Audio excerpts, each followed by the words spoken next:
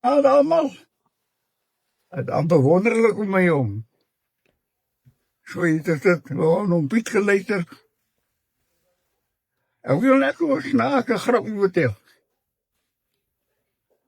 Nou, die kantje, hij is nou net afgestudeerd. Stieren om aan naar plaatsen.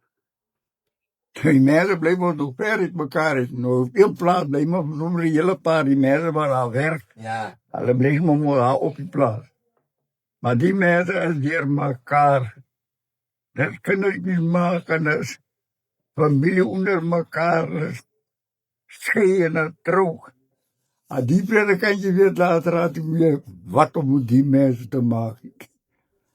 En dan besloot hij, oh ja, en dan de achterrijder, die ook kerel wat altijd maar bij hem is het. Hoe zeg je dat? Als hij per in naweek hier op die plaats, dan gaat die oma altijd naar die plaats toe slapen en daar hoor. Toen die zondag, toen breng hij een glas water en een glas wijn. Breng hij samen kerk toe en een ertborrel.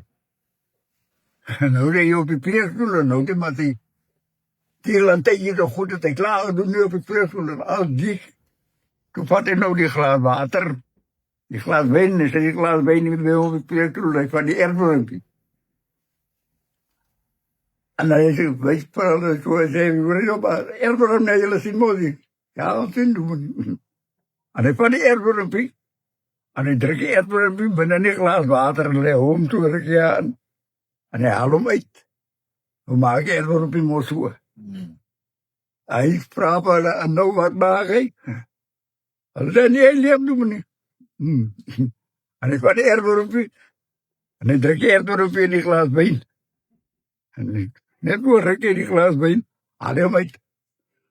Ja, die ertborrel aan mij naartoe. Hij doet het toch, ja, toch niet.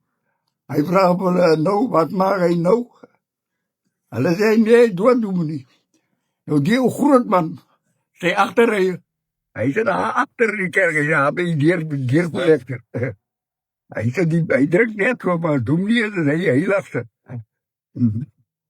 Nou, vraag, doe niet voor meer, en nou, wat maak hij nou? En hij zei, nee, dat doen we. Nou, wat een les leer jullie hier.